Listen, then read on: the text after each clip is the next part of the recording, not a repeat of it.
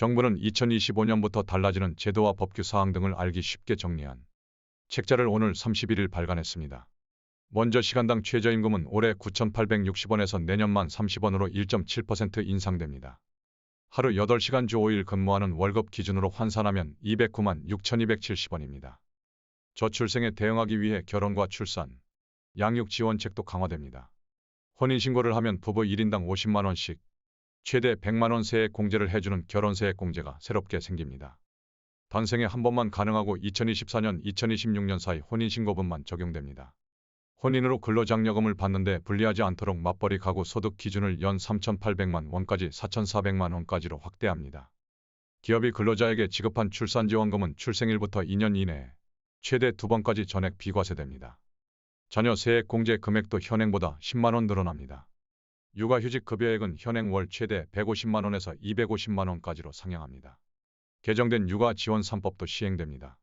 부모가 각각 3개월 이상 육아휴직을 하거나 한부모 가정, 중증 장애아동 가정일 경우 육아휴직 기간이 1년에서 1년 6개월로 늘어납니다. 육아휴직을 4번에 나눠 사용할 수 있고 배우자 출산휴가 기간은 10일에서 20일로 늘어납니다.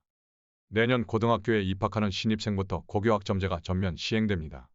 학생이 진로와 적성에 따라 과목을 선택하고 학점 이수 인정 기준을 충족하면 학점을 취득해 졸업하는 제도입니다.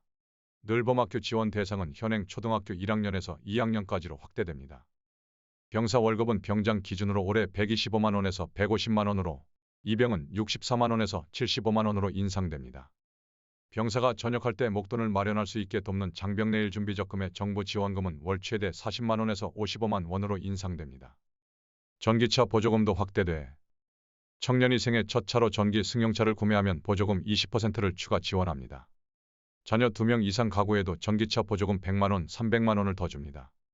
부동산 쏠림이 심해지는 가운데 지역 부동산 시장을 살리기 위한 대책들도 시행됩니다.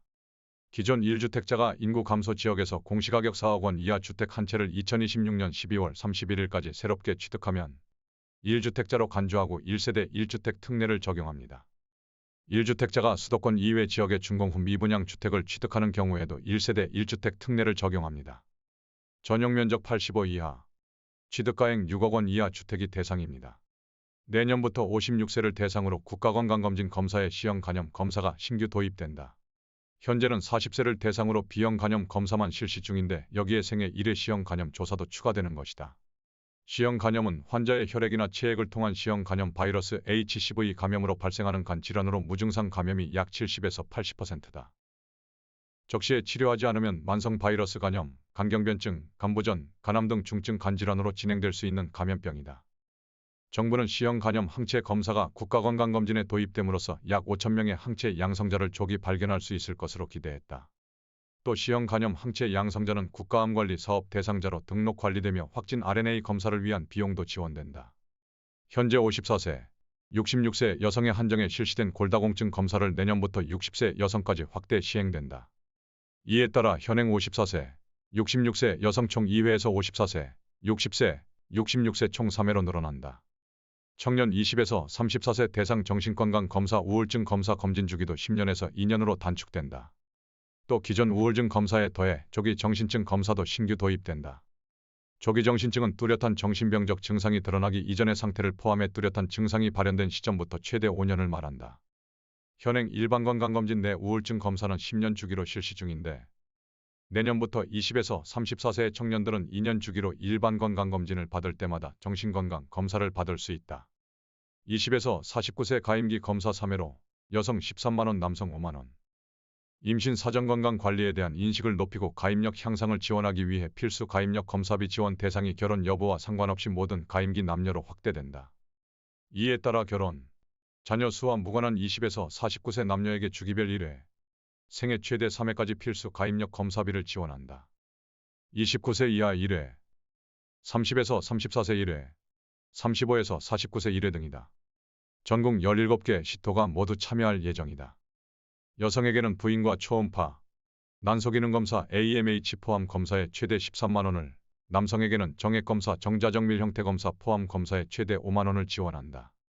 정부는 이를 통해 가임기 남녀가 조기에 고위험 요인을 발견해 중재 치료하고 적기에 임신 출산을 도모할 수 있을 것으로 기대했다. 2025년 최저시급 인상. 근로자의 최저생계비를 보장하는 최저임금인 2025년의 최저시급은 만 30원입니다. 최저임금은 근로자 1명 이상인 모든 사업장과 근로기준법상 근로자 정규직, 비정규직 파트타임, 아르바이트, 청소년 근로 자외국인 근로자에게 모두 적용됩니다. 2024년 시급 9,860원 월급이 060,740원. 2025년 시급 만 30원 월급 209만 6,270원. 시급은 170원 1.72% 인상. 월급은 35,530원 인상. 1월 1일부터 육아휴직 급여가 월 최대 250만 원으로 늘어난다. 또 육아휴직을 비롯한 각종 육아지원 제도를 눈치 보지 않고 쓸 수 있도록 대체인력지원금도 현행 월 80만 원에서 120만 원으로 늘릴 예정이다. 정부가 31일 발간한 2025년부터 이렇게 달라집니다의 고용노동부 소관 부분에는 내년부터 대폭 강화되는 육아지원 제도의 내용이 담겼다. 국방부는 2025년 병봉급 인상을 포함한 내년부터 달라지는 제도를 31일 공개했다. 이날 국방부에 따르면 내년부터 병사봉급은 전년 대비 최대 50만 원 인상된 이병은 64만 원에서 75만 원, 일병은 80만 원에서 90만 원, 상병은 100만 원에서 120만 원, 병장은 125만 원에서 150만 원으로 오른다고 전했다. 장병 내일 준비 적금도 월 40만 원에서 55만 원으로 오르면서 이를 포함하면 병장은 월 최대 205만 원을 받게 된다. 국방부는 2025년도에 입대하는 경우 모을 수 있는 장병 내일 준비 적금은 복무기간 18개월 기준 원금 990만 원에 이자 5% 내외 적용 39만 원, 그리고 지원금 990만 원 등 총 2,019만 원이라고 설명했다. 인상된 재정지원금은 내년 1월 납입분부터 적용되며 이전 납입액은 기존 지원금액이 적용된다. 또한 내년부터는 19세가 아닌 20세의 병역판정검사를 받고 사전에 신청한 희망 시기에 입영할 수 있는 20세 병역판정검사 후 입영 제도가 시범 실시된다. 공공주도 도심복합 개발이 민간 주도 개발로 전환. 기존 공공주도 사업이었던 도심복합 개발이 2025년부터 민간 주도로 전환됩니다. 도심복합 사업은 도심 내 사업성이 낮아 민간 주도로 개발이 어려운 지역에서 용적률 상향 등 특례를 통해 고밀 개발을 유도하여 주택 공급을 늘리는 사업입니다. 기존에는 공공이 시행자로 참여하면서 토지 수용 방식에 대한 주민 반발과 도심 거점 조성에 한계가 있었습니다. 이로 인해 2025년 2월부터는 민간 주도 방식으로 개편되어 신탁사나 리츠 부동산 투자 회사도 사업 시행에 참여할 수 있게 됩니다. 악성 임대인 임대사업 등록 말소. 2025년 6월부터는 비아파트를 대상으로 의무 임대기간 6년이 적용되는 단기 등록 임대 유형이 복원됩니다. 이는 서민 주거 안정을 위한 비아파트 공급을 활성화하기 위해 2020년 8월 폐지된 제도를 재도입하는 것으로 임대 의무기간이 기존 4년에서 6년으로 상향됩니다. 또한 악성 임대인에 대한 등록 말소가 가능해집니다. 상습적으로 임대보증금을 반환하지 않아 보증회사가 2회 이상 대위 변제한 뒤 6개월 내 채무를 상환하지 않을 경우 대상이 되며 말소 즉시 세제 혜택을 상실하고 기존 혜택 받은 것은 추징됩니다. 신생아 특례대출 소득요건 완화 및 금리 혜택. 2025년부터 신생아 특례 구입, 전세자금 대출의 소득요건이 완화됩니다. 기존 부부 합산 연소득 1억 3천만 원에서 2억 5천만 원으로 크게 향상되며 3년간 추가 완화됩니다. 또한 대출기간 중 신생아 출산 시 금리 우대폭이 확대됩니다. 기존 0.2%포인트였으나 최대 0.4%까지 적용 가능합니다. 예금, 보험금 보장 지급 한도 1억 원. 앞으로는 은행 등 금융기관별 예금액을 1억 원씩 보호 받을 수 있게 됩니다. 금융기관의 예금자 보호 한도를 현행 5천만 원에서 1억 원으로 상향하는 내용의 예금자 보호법이 12.27일 국회 본회의에서 통과되어 예금자 보호 한도를 1억 원 이상 범위에서 대통령령이 정하도록 함에 따라 대통령령이 공표되는 내년부터 시행될 예정입니다. 대출 중도 상환 수수료 50% 인하. 가계대출 한도 축소 및 모든 금융권 대출 규제. 스트레스 DSR 3단계 실시. 주택청약종합저축 세제지원 배우자까지 확대. 청년 대상 저리주택 드림대출 출시.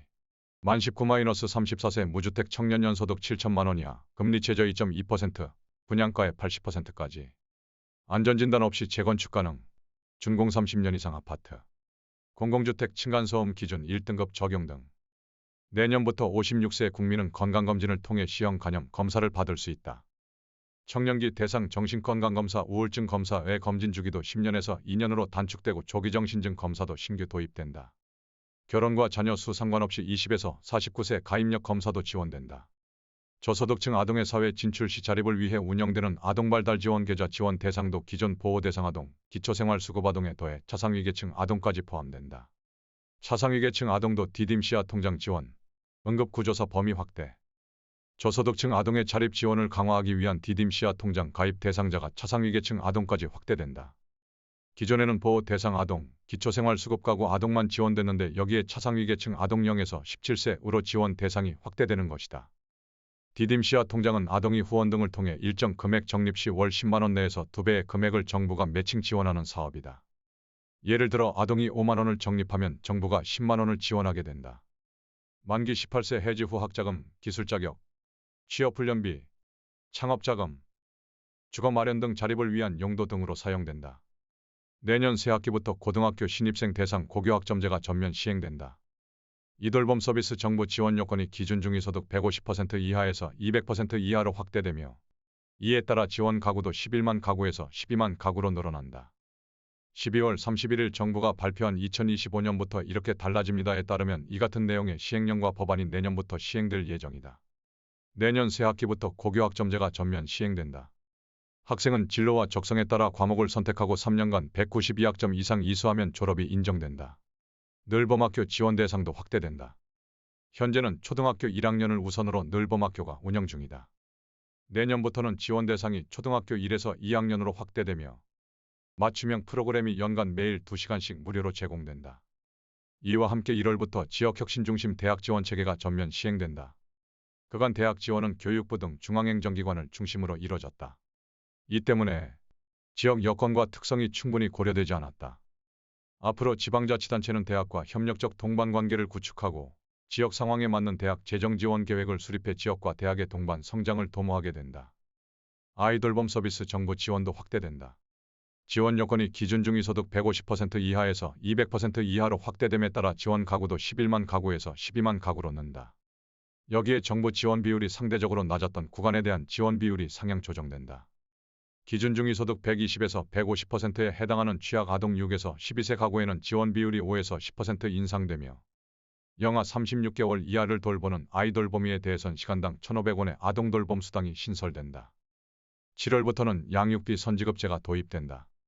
양육비를 못 받는 중위소득 150% 이하 한부모 가족의 18세 이하 자녀 1인당 20만 원을 국가가 우선 지급하고 이를 비양육자에게 회수하는 방식이다.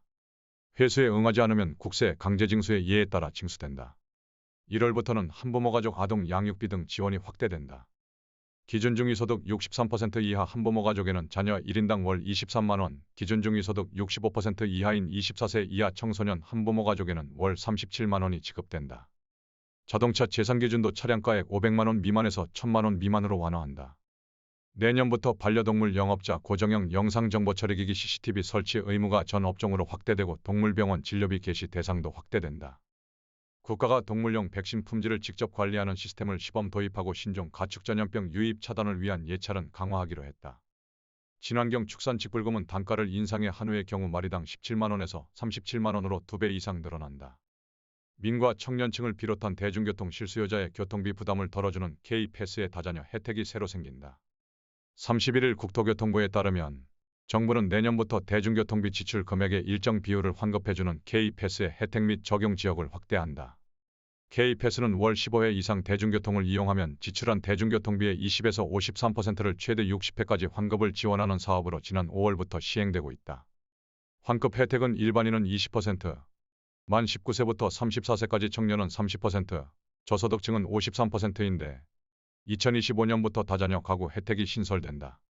구체적으로 자녀가 2명일 경우 2자녀 청년과 동일한 30%, 3명 이상일 경우 3자녀 50%까지 환급 혜택이 적용된다.